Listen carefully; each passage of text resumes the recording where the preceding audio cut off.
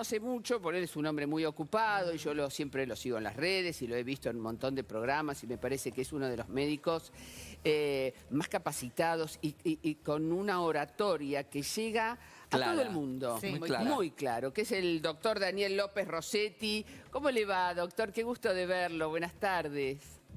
El gusto es mío, gracias por la invitación, Susana. Bien. ¿Cómo está usted? Bien, todo bien, todo bien. Queriendo saber un montón de cosas, porque usted habla muchísimo con respecto al estrés, una palabra que se ha puesto de moda en los últimos 15 o 20 años y que realmente al principio todo el mundo lo escuchaba, hasta que cada uno hemos pasado en algún momento, lo hemos padecido en nuestro cuerpo, el estrés. Sí, es cierto, es cierto. El estrés es para hablarlo popularmente, Susana, es una condición de sufrimiento crónico, es algo establecido en el tiempo, que obviamente en cualquier condición y en cualquier, digamos, en la historia natural de nuestra especie como seres humanos. Doctor... Pero también ahora estamos viviendo una situación de pandemia que condiciona esa situación de estrés crónico.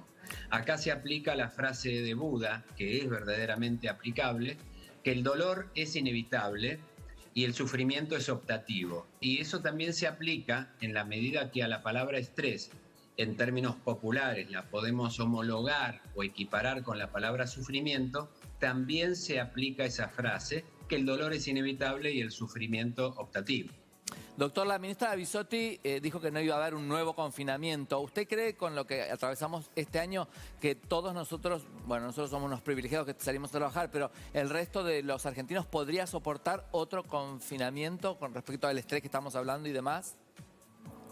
Bueno, entiendo, y buenas tardes ante todo, entiendo que no sería fácil implementarlo porque la situación pandémica tiene una condición, como recién decíamos, de sostenido en el tiempo. Todo estrés tiene 3 etapas, que por supuesto puede ser individual para usted, para mí, para Susana, para quien esté mirando el programa, en cualquier etapa de su vida. Pero eso se puede trasladar a lo que son los eventos psicosociales o extendidos, que son las 3 etapas básicas del estrés, que es la alarma. Cuando uno se estresa, al comienzo siempre hay una alarma. Pasa una desgracia, una situación especial, uno se alarma. La segunda etapa del síndrome del estrés es la llamada resistencia. Y la tercera es el agotamiento, donde nuestras capacidades individuales claudican ante esa sobrecarga, produciendo síntomas importantes, inmunosupresión, alteraciones orgánicas diversas y las vivencias emocionales de orden negativo propio de una circunstancia de estrés crónico.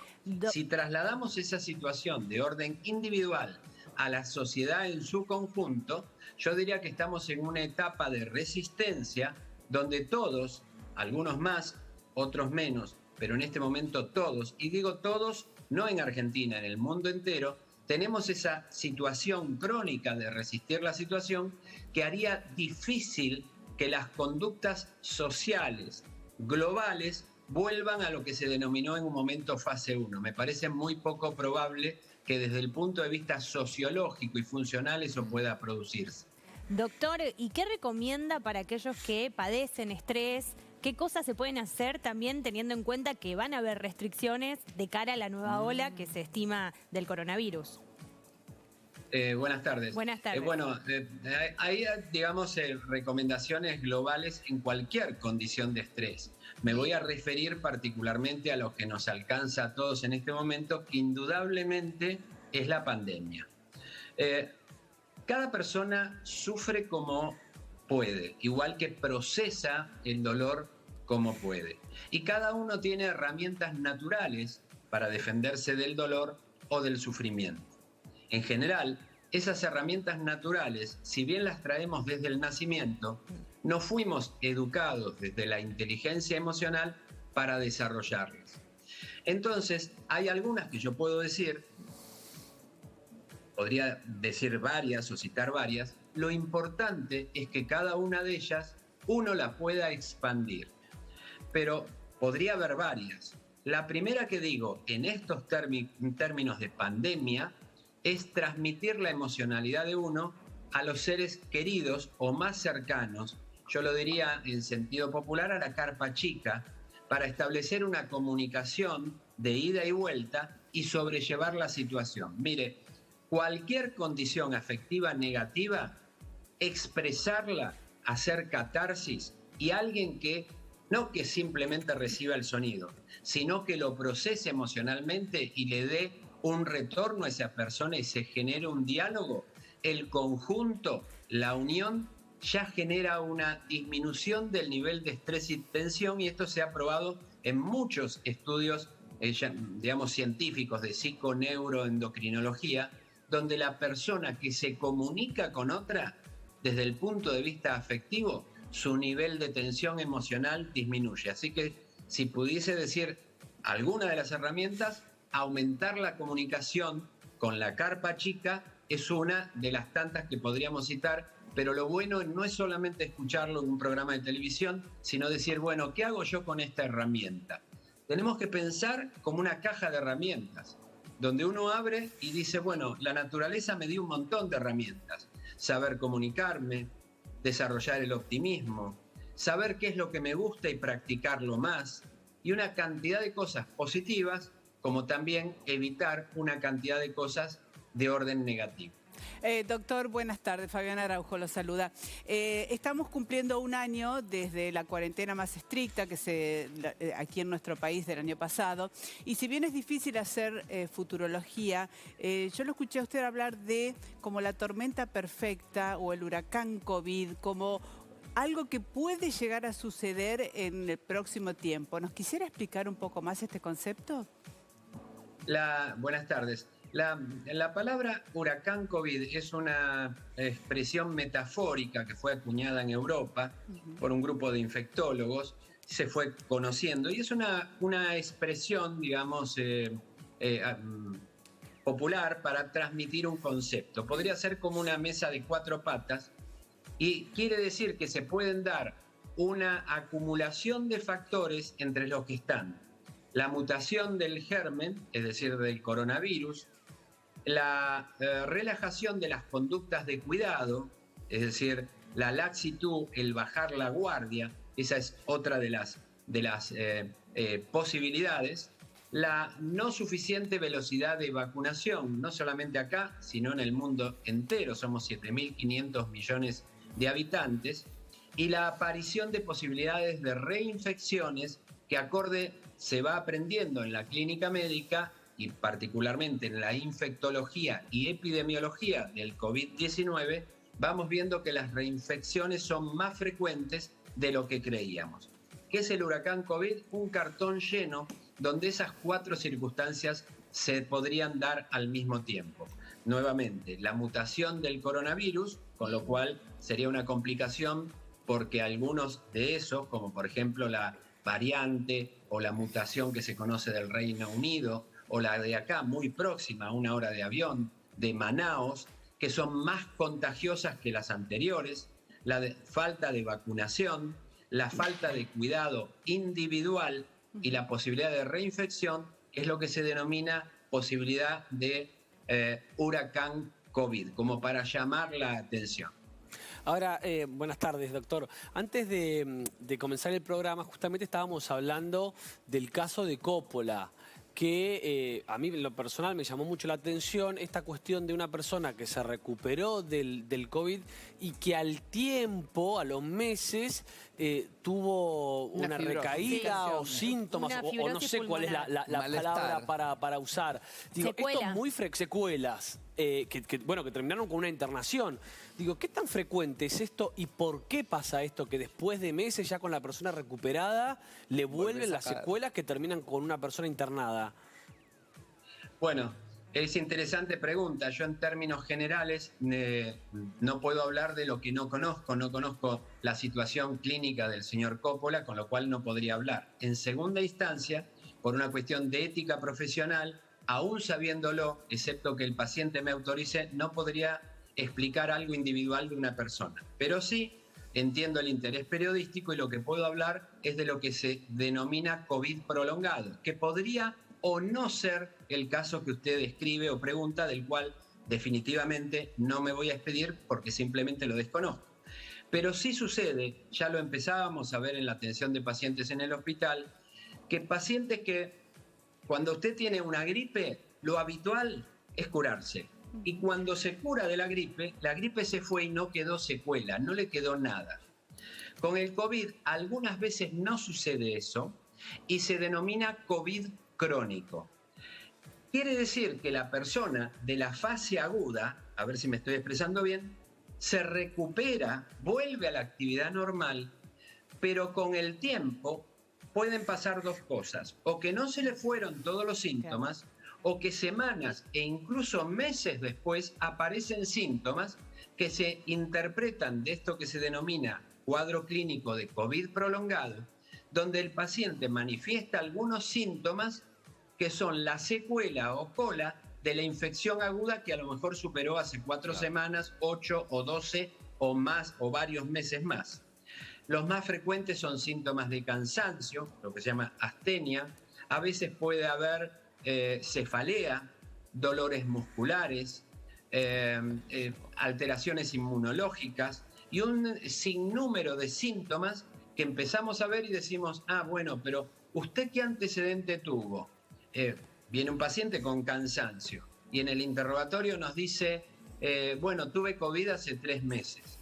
Si esto me hubiese pasado en la consulta de un paciente en el hospital en el año 18 o en el año 19, hubiese buscado determinadas causas de cansancio. Pero hoy, sabiendo esto, y si un paciente me dice tuve COVID hace 2 meses, 1 mes o 4 meses, yo voy a decir, este síntoma podría ser la cola o el síntoma residual de un proceso que quedó funcionando en el organismo, que en realidad es un proceso de orden inflamatorio, que es el llamado COVID prolongado. La otra opción, y con esto cierro, podría ser que una persona se haya curado y vuelva a tener síntomas porque se reinfecta. Eso ya no es un COVID prolongado, sino una reinfección. Claro. Separar uno de otro depende del médico y de hacer un diagnóstico adecuado. Estos son casos aislados, como hubo casos aislados de gente que se ha vacunado en el exterior, me refiero, y que le ha hecho una reacción adversa a la vacuna por alguna patología preexistente. O sea, no quiere decir que lo que le pasó a Guillermo Coppola, pobre, que le mandamos un cariño y un beso grande, le puede pasar a toda la gente, porque la verdad que yo la primera vez que lo escucho... Yo no lo había escuchado. Claro. Susana, repito, no tengo idea lo que le pasó al señor Coppola, pero es bueno decir que respecto a lo que usted dice, afortunadamente los efectos adversos de la vacuna son muy bajos, muy bajos, verdaderamente bajos. La relación entre costo y beneficio, costo, efecto adverso, beneficio, no morir ni enfermar de COVID, es verdaderamente abrumadora. Respecto a esto, Susana, una cosa que me parece interesante y esperanzadora. Fíjese usted, Susana, que no hay vacuna que haya fracasado. No. De las que se están utilizando, todas funcionan. Y dentro de no mucho tiempo va a haber cada vez nuevas vacunas. Porque si bien no es de público conocimiento, porque todos conocemos la palabra Pfizer, la palabra Moderna, la palabra AstraZeneca, la palabra Sputnik, la palabra Sinopharm, Sinovac y otras más, en realidad nosotros sabemos por información académica, simplemente, Susana, que hay decenas de fármacos, de vacunas que están en fase 2 y que dentro de pocos meses van a ir apareciendo como una cadena de piezas de dominó, lo cual va a hacer que dentro de 1 año tengamos una muy buena oferta de distintas marcas y formas y tipos de vacunas, pero lo bueno, y no me quiero ir del tema, Susana, es que todas las vacunas funcionan bien y a las que incluso, porque a lo mejor una persona dice, pero esta vacuna tiene un 90% de eficacia y esta de un 70%, quiero la de 90%. Bueno, en realidad, todas las vacunas que hoy se están usando impiden, casi en su totalidad, por supuesto que puede pasar, impiden que uno pueda fallecer por COVID. Claro. Es decir, la vacuna, Susana, de menor eficacia, porque hay dos conceptos que son un poquito más largos, que es eficacia y eficiencia, son dos cosas distintas. Pero para hacerla cortita, aún las que uno dice, bueno, pero este número no me convence tanto, bueno, esa vacuna claramente en el más del 95%, 98% de las veces impide que la persona tenga un desenlace fatal. Quiere decir que todas las vacunas hasta acá son buenas. Qué bueno, qué bueno. Y eso con respecto a que ahora viene el invierno y quienes nos vacunamos con las diferentes vacunas de gripe. Después que uno se vacunó, se puede volver a vacunar con la gripe, la de neumonía. La neumonía, no hay problema, ¿no? ¿Hay que dejar pasar algún tiempo? Lo que está diciendo Susana es muy importante porque creo, no lo sé, por supuesto, es una especulación. Vamos a empezar a ver, y me tocó ver pacientes, vamos a empezar a ver cuadros respiratorios de vías superiores, como el COVID, más que el año pasado, pero no solamente por COVID. El año pasado, si hacemos memoria, los que están en casa, los que están ahí en el canal, en el piso, si hacemos memoria, el año pasado hubo muy poca gente con resfríos, o con gripes, o con sinusitis. Es decir, hubo menos enfermedades de vías aéreas superiores porque todos nos cuidamos mucho. Eso mismo sucedió, recuerdo, en el 2009. Cuando llegó la gripe A, la influenza, la gripe A, en ese momento, no sé si se acuerdan, nos cuidamos todos y lo que sucedió es que tanto en el sector público como privado llegaban muy pocos enfermos de vías aéreas respiratorias. Es decir, no solamente había no tantos casos de gripe A, sino que no había ninguna otra gripe, muy pocos resfríos, muy pocas anginas pultáceas, muy pocas enfermedades de vías aéreas superiores. Este año, como hay menor cantidad de cuidados, es probable que empecemos a tener cuadros de vías aéreas superiores que no son COVID y que el año pasado no tuvimos. Es ahí donde juega un rol muy importante lo que ustedes en el piso están diciendo, Susana, la vacunación para la gripe. Todos los que tienen indicación de vacuna antigripal la tienen que aplicar como todos los años. Este año igual o más, con una sola precaución hasta acá. El tiempo dirá si lo que voy a decir puede variar, pero hasta hoy aceptamos que la diferencia de tiempo de vacunación entre la vacuna de COVID, Susana, es decir, contra el coronavirus, y la de antigripal debe ser de 14 días. Es decir, que si a mí me vacunaron hoy por COVID, me puedo dar la antigripal 14 días después, y si me aplico hoy, lo ideal sería que no me dé la vacuna por COVID hasta dentro de 14 días. Lo que digo no tiene mayor importancia, sí, es así, pero que cada quien en cualquier circunstancia particular consulte con el médico de cabecera. Pero lo que se distingue es que si yo me vacuno hoy con COVID, le tengo que dar tiempo a mi cuerpo a fabricar anticuerpos contra ese germen. Si me vacuno en el mismo momento con neumococo para la neumonía o por antigripal, lo que va a pasar es que mi sistema inmunológico va a tener que dar trompadas para ambos lados y probablemente eleve menos cantidad de anticuerpos. No sé si soy claro. Doctor, quería consultarle, porque veo que, bueno, para todo el mundo toda esta enfermedad es nueva, entonces hay un gran pensamiento general. ¿Volverá esta segunda ataque como ha pasado en otros países de Europa, acá en Argentina? Primera respuesta, no sé. Claro. Segunda respuesta, es lo más probable. Es decir, siempre tuvimos el diario del lunes. Claro. Desde que empezó esto, ustedes ven que todo lo que pasó en el hemisferio norte terminó pasando acá.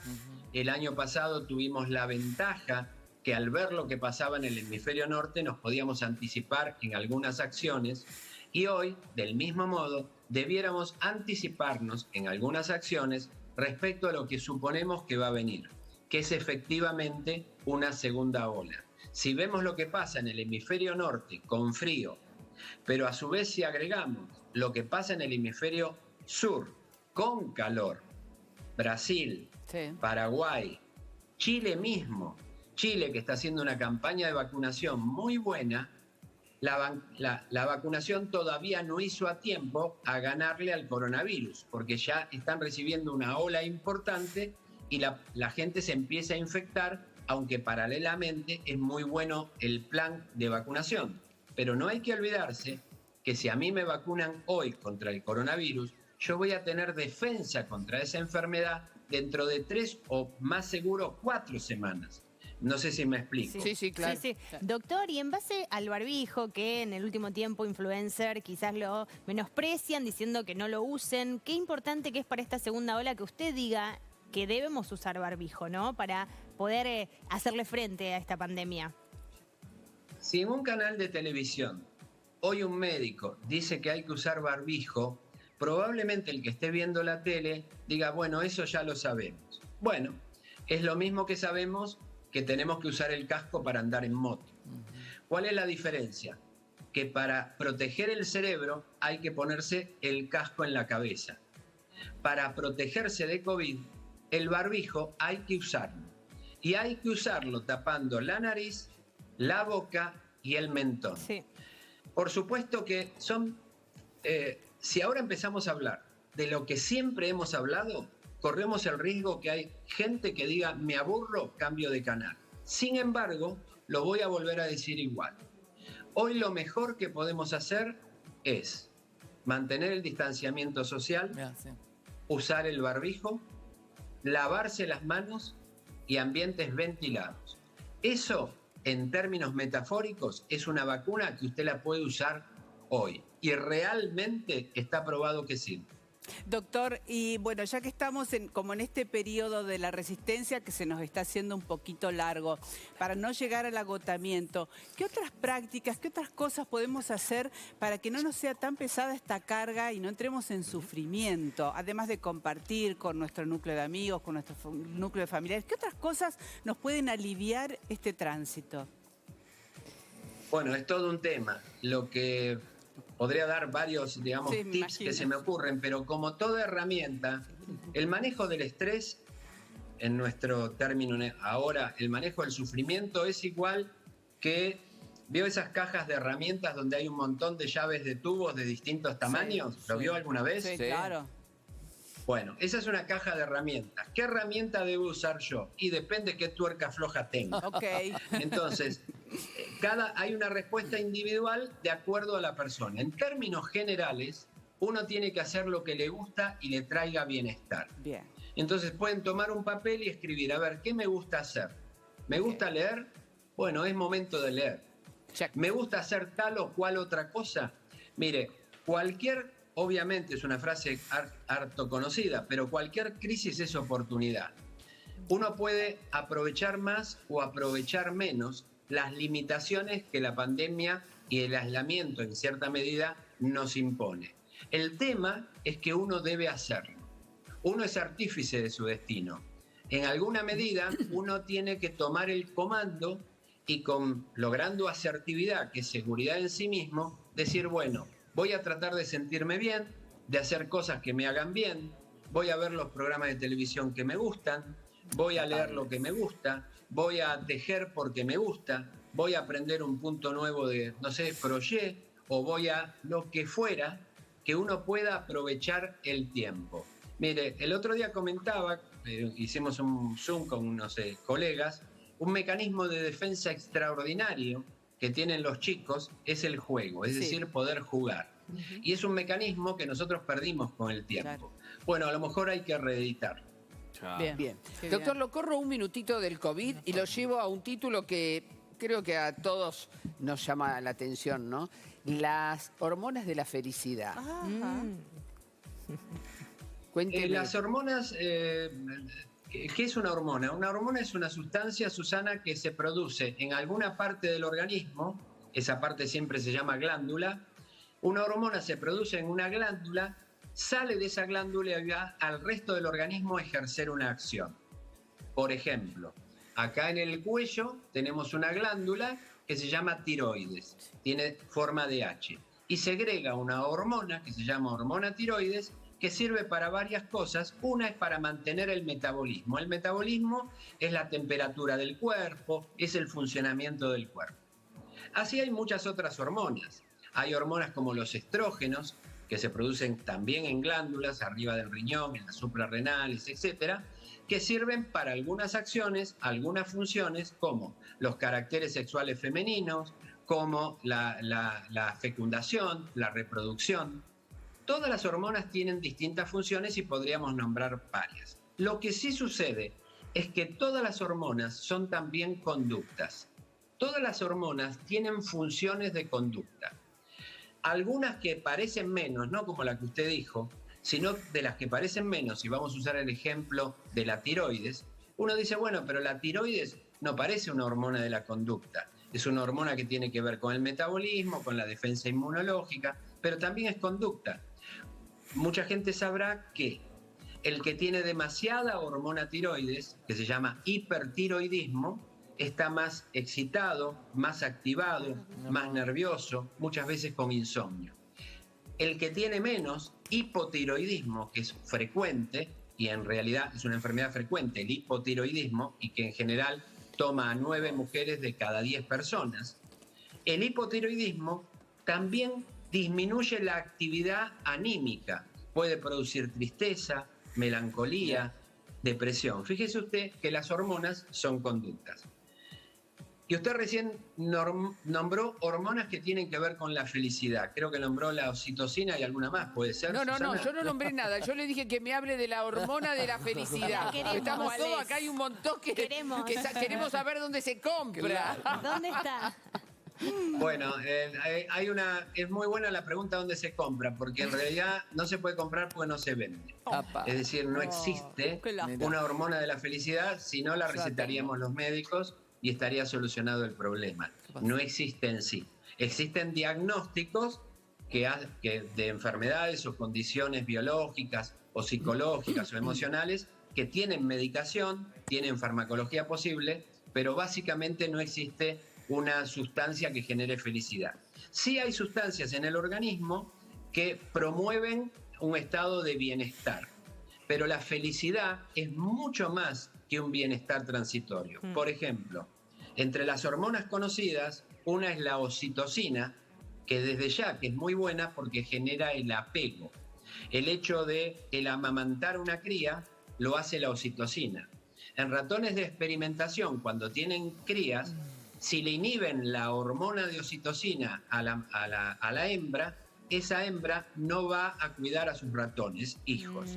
En cambio, cuando tiene esa hormona, los va a cuidar. A su vez, la hormona oxitocina genera el apego y fomenta no el enamoramiento, sino el amor duradero. Eso tiene que ver también con la oxitocina. El hecho de disfrutar algo que se hace tiene que ver con otra sustancia que en realidad es un neurotransmisor, que es la dopamina, que nos puede subir cuando comemos chocolate, algo que nos gusta, o cuando hacemos algo que nos causa placer. Bien. Y lo mismo pasa con algunas otras.